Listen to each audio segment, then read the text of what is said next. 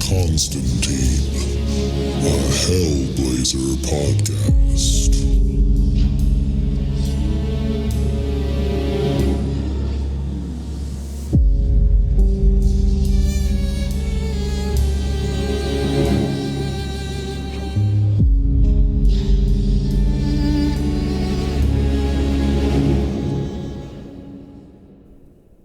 Hey there, everybody. Welcome back to John Constantine, a Hellblazer podcast. Today we're reading Hellblazer number 140. But before we get into that, just a little catch up on what's been going on. In the last story arc, we saw John solve the murder of his friend slash lover, Isabella.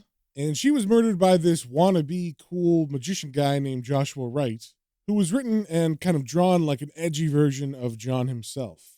And through lots of tracking down, with his usual sources and whatnot throughout the city, John was able to find out that Joshua Wright killed her, and eventually he was able to, get revenge for Isabella and himself. And part of this was because he was trying to release the ghost of Isabella, who he found outside of her apartment. And John thought that if he broke Joshua Wright and got him arrested and all that stuff, that would free her ghost, but it did not. And then John realized that the reason she was there was because it was the last time she was happy, and that was actually before she met John. So John wasn't some innocent guy. He was kind of part of the problem that led her down the path to meet Joshua Wright. But luckily, John had met a couple of ghostly figures in the issue, and one of them, named Albert, led her, spirit off this earthly plane and wherever spirits go to be. And that's where we left off in the last issue. So first things first, with issue 140, we got the cover. We see John leaning against a wall as he kneels down, and it looks like he's on the edge of a room, but we can't see too much because the room is actually pitch black except some light which is reaching John. And around John on the walls is what we can assume is either filth or blood or some mix of the two. And that is spattered all over the walls and floor.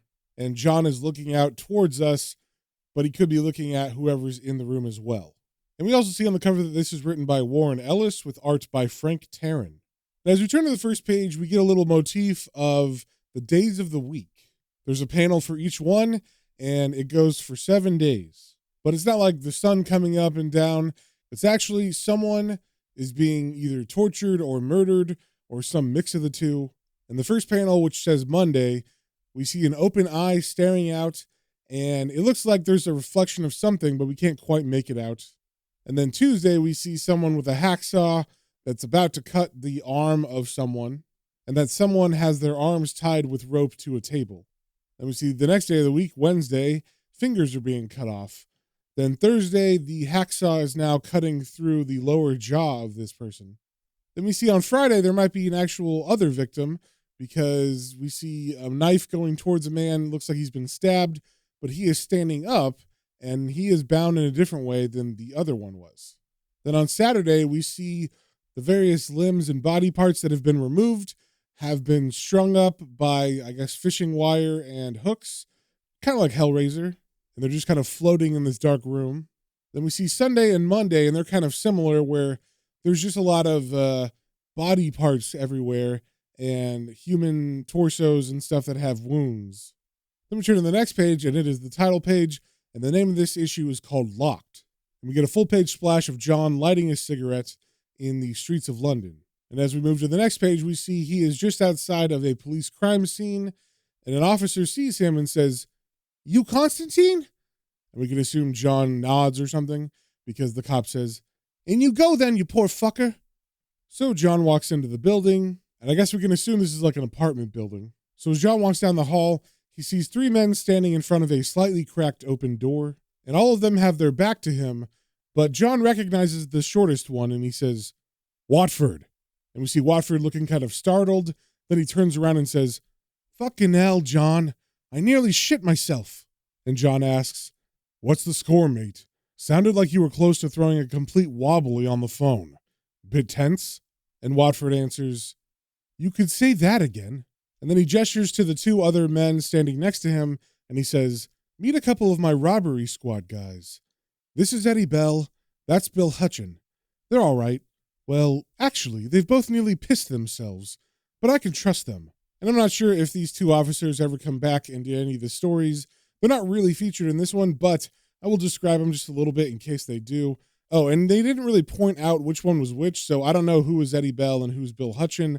But the officers are men in their, we'll say, 30s. One of them is kind of balding and black, and he looks like he's in his early 30s. And the other is a white guy who's got like a fedora and a trench coat on, and he looks like he's in his late 30s. And Watford continues, "We need a favor, John. Now, you know I'm not exactly bleeding chuffed about still owing you over the whole Watford thing. And if you remember, Watford is just the nickname that John gave this officer because of whatever happened at Watford, which has not really been revealed yet. So John kind of looks suspiciously at Watford and he says, 'This is serious, isn't it?' And Watford replies, 'Fucking right it is.' And then he turns and begins to walk towards the door and says, 'Let me tell you a story. It's a lovely day in London town. The sun is shining, God is in heaven, and we're after a pair of thieving toe rags as per fucking usual.' Then he arrives at a door that is closed, and John and the other police officers have followed him. And he turns to John and says, 'Cutting a long and bloody story short, they've gone to visit a mate of theirs. Get their heads down. Been there over a week now, on the quiet like. We attend Maddie's house. Maddie's killed them both.' And then John reaches out to the doorknob to open the door, but Watford holds his hand and says, 'Maddie spent 8 days killing them.' And then he looks John right in the eyes and says, 'Two of my boys went in there, and they killed each other.' Then the two officers, Bill and Eddie, walk away suddenly, and John looks after them, and Watford continues saying, 'Two good coppers, 20-year men, as stable as a London copper can be, killed each other with their bare hands, boots, and teeth. They fucking butchered each other, to be honest. Perfectly normal before they went into the room. It's not like one was giving it to the other's missus or anything.' And as Watford's talking, John looks down and notices blood coming from underneath the door. And it's a lot of blood. It's like a whole puddle, and Watford is standing in it. And Watford continues to say, 'The two uniformed officers sent in to lift their bodies out nearly went the same way. One of them's in the hospital. Had a stroke. The other's being sectioned on the way to the nuthatch. There's something about that room, John.' And as John stares at Watford's feet, he notices in the blood around them, there is a chunk of flesh. And John asks, 'Where's Maddie then?' And Watford answers, 'Still in there. Just sitting there.' And then John squats down to get a better look at the flesh on the floor, and it looks like a nipple. And as John stares at it, Watford says, 'I'm well out of my depth here. We all are. It's down to me to sort it out. Word from on high, you know what I mean? Help.' And then John looks up at him and says, 'Hold on. I'm going to go in there with a definite mad killer and either try to murder someone, have a cardiac, or go mental? Kiss my arse.' And then he turns and starts to walk away, and Watford follows behind him begging, saying, 'Please, John, I helped you out last month.' And this makes John stop, and he's still got his back to Watford as he says, 'No other reason why your people lost their shit?' And Watford replies, 'No.' And John asks, 'How dangerous is he?' And Watford answers, 'Fucked if I know.' And at that, John just starts walking away again and says, 'Come on, Watford.' But Watford continues to beg, saying, 'Serious, he's just a bleeding thief, John. No previous for any kind of violence, let alone what he did. He spent 8 days killing them. He's done things to those poor bastards in there that no one else has even fucking thought of. That room ain't right anymore. Can't be, can it? When someone spent 8 full days without sleep, committing very slow murder in it. I need him out of there. I need whatever's going on in that room to fucking pack it in. I don't know what else to do.' And with that, John stops and he turns around and gives a sly smile and says, 'Oh, well, I'm game for a laugh.' And then John goes back to the front of the door and he replaces his cigarette with a fresh one. And as he's doing that, Watford says, 'Eddie and Bill will be right outside.' And John says, 'Fat lot of fucking good that'll do me.' I shout, 'Quick, help.' These two plunkers run in. Their brains stand on end. And they kick me in the brains till I die. You can be a real prat sometimes, Watford. And then John turns the handle, opens the door, and goes inside. And as he shuts the door behind him, he says, "All right, Squire." But we don't see who he's talking to on this page. But as we turn the page, we get a full page splash of a man sitting in a room that's full of gore and blood. He is naked, and he is smiling very creepily to himself. And behind him, there are two bodies tied up, sitting in chairs. And on the walls behind them, there are skinned faces just hanging on the wall. And other than those two wood chairs where the bodies are, and one small bed frame and mattress, the only other furniture in the room is a single lamp that has one light bulb that is on, and other than that, the room is completely dark. And the man sitting next to that light, cross-legged, naked, says to John, "Hello." And John says to him, "I'm John Constantine." And the man, without really moving or looking at John, still smiling very creepy, says, "I'm Colin Gates. I've heard of you." And then kind of jokingly, John says, "Good. Now hop it." And he kind of waves to the door and he continues saying, "Come on, up on your plates and out of it, son. Now." And at that, finally, Colin looks over at John and says, "No, I'm staying here. Am I going to kill you, do you think? Or are you going to kill me?" And John replies, "Doesn't have to come to that, does it?" And then John points over to the bodies and he says, "You could have let the cops take them out, you know." And Colin says, "I know, but I like them here." And John sarcastically says, "Ask a silly question, I suppose." And then Colin gets a smile on his face and he looks at John and he asks, "Feeling it?" And John looks down questioningly at him and says, "Feeling what?" And Colin answers, "The pressure." And John replies, "No.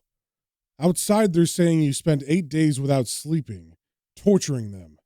And then Colin leans back into the naked lap of one of the bodies tied up on the chair behind him. And with a big smile on his face, he closes his eyes like he's trying to remember that. And he says, "Yeah, it was great. Magic." And John says, "Magic." And Colin replies, "Yeah, magic." And then he brings his arms up to rest on the legs of the dead body that he's leaning against. So he's kind of using them like a reclining chair. And he says, "I've scarred the room. I love it in here now. You could see my little heart on if you looked." And then it seems like John is sensing something as Colin is talking. And it's kind of making him dizzy or nauseous because he leans against the wall to support himself and he says, "You, what? Little bastard, it wasn't just your two blaggermates and the cops you did in here, was it?" And as John is saying this, we see the face of Colin get a really big grin as he watches John kind of stumble around, and his eyes become like completely red, like he's possessed or something. And as John is still like dizzy walking around, we see on the floor there's some kind of black liquid coming up, and it's almost like there's no gravity in the room because it's floating up through the floorboards, and it's actually pushing one of the boards up, and these droplets are just kind of hovering there in midair.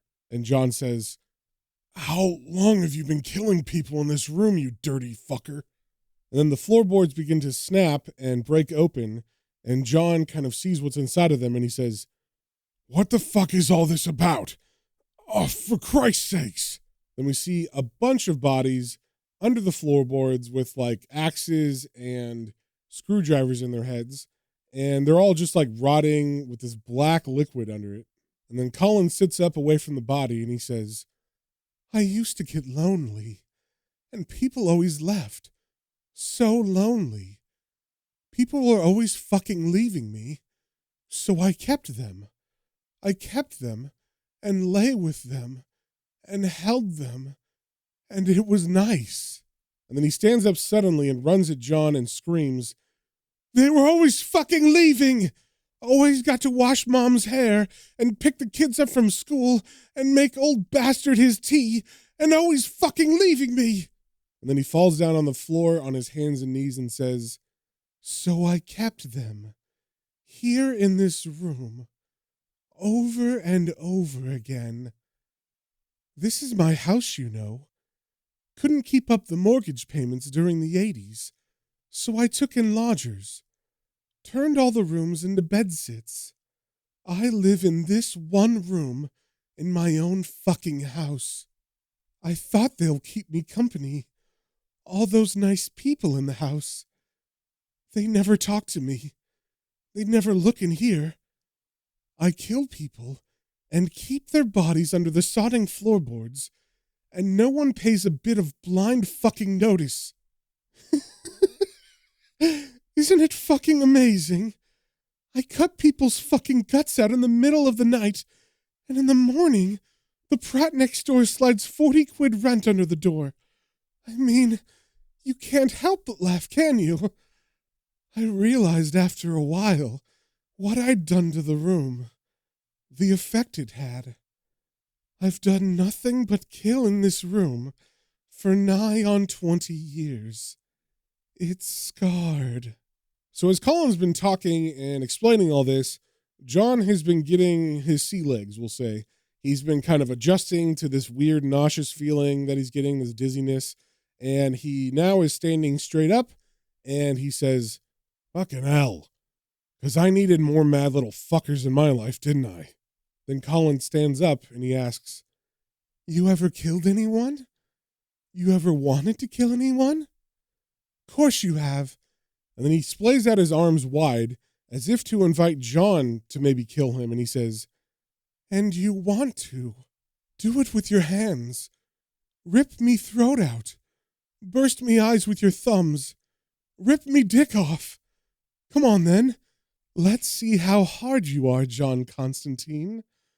Let's see what you've got." And then it looks like maybe John is thinking about this, but I believe this is the magic that is in this room. It is something that's making you want to kill. And so John is resisting that magic, I believe, as he says, "I could kill you. Doesn't mean I'm going to, though. No matter how much the room makes me want to. No matter how much you want me to." And at that, Colin is very shocked and he says, "What?" Because up until now, no one's been able to resist that magic. And then John kind of chuckles to himself and he says, "What?" he says. "Big fucking secret, is it? Sorry about that. Fuck. This place makes me feel like chucking up a week of breakfasts. It really does." And then Colin looks down disappointed and says again, "What?" And then John says, "Will you stop bloody saying that? What? What? Sound like a fucking 3-year-old. You're fucking begging people to put you out of your misery, you pathetic little twat. Why else do it? Why else sit in a room primed to make people murder? You just drop your bottle every time, don't you? You kill them before they kill you. You're scared of it. You hate being alive. Probably because no one fucking likes you." Then John reaches in his coat, gets his cigarettes, pulls one out and lights it, and he says, "Look at this shit. Look at yourself. It's got to the point where your scroty blaggermates come round for a bit of a hand, and you try to make them do it to you? I fear for your fucking postman. I really do. How long have you been in this fucking room? Hating yourself, but not having the bollocks to do us all a fucking favor and get rid of yourself. All you could bloody do is poison a perfectly good bed-sitting room. What a fucking achievement. Making a house in the arse end of Hackney even fucking cheaper. You tart. And now what? You want me to do it for you? Bollocks, son." And as John was talking, Colin had stood up and just walked over to a wall, almost like he was on timeout or something. And he was just standing there facing the wall as John was berating him. But as John finishes, he quickly grabs the light cord of the lamp on the ground and he yanks it really hard so that the lamp tips over and the bulb smashes on the floor. So now most of the light is gone, but the bulb is still plugged in. There's still electricity going to it, and the little metal filament is not broken, so it is still hot, and there's some light coming off of it. And as John was doing all of this, whipping the cord and smashing the bulb, he says, "Now open the door. It's all over. No one's killing anyone, unless you're really going to have a go at topping me." And it seems like maybe Colin is going to do that because he gets a very crazed look on his face, and then he turns around and he jumps at John. And he has a giant tongue coming out of his mouth now, and his eyes are red once again. He kind of looks like a bigger version of Smeagol or something from Lord of the Rings. And as Colin is in midair, John steps to the side and he picks up the lamp very quick. And they don't show this in detail, but I believe what's happening is the broken bulb that is electrified still, but is all shards of glass, is positioned by John so that as Colin lands, the broken bulb and the electrified parts of it would hit Colin in the crotch area. And that's exactly what happens. So immediately, Colin falls to the ground in pain and he's grabbing himself. And I think also he's supposed to be electrocuted because his face is in a very harsh grimace, like he's clenching his teeth very hard. And then John walks to stand over him and he says, "Bloody hell. Thought I'd push it a bit too far there. I could murder you now." But John just kind of looks around the room for a second, and then he takes his lighter and he walks over to the curtains that are in the room and he lights them on fire. And as the room begins to be engulfed in flames, John grabs one of the arms of Colin and he begins to drag him away from the lamp and also out of the room. And as John gets outside, we see a bunch of panels of like the skin on the wall being burned and the bodies inside being burned. And then John dumps Colin in front of Watford, who's been waiting outside the door. And John says, "Call the fire brigade. Some bastard set the house on fire." And then he turns to Watson very seriously and says, "Never fucking call me again." And then he walks out of the house, and that is the end of the issue. So if you guys have any comments, questions, or suggestions, you can email me at planes, trains, and comic books, all one word, at gmail.com. And we will see you on the next one.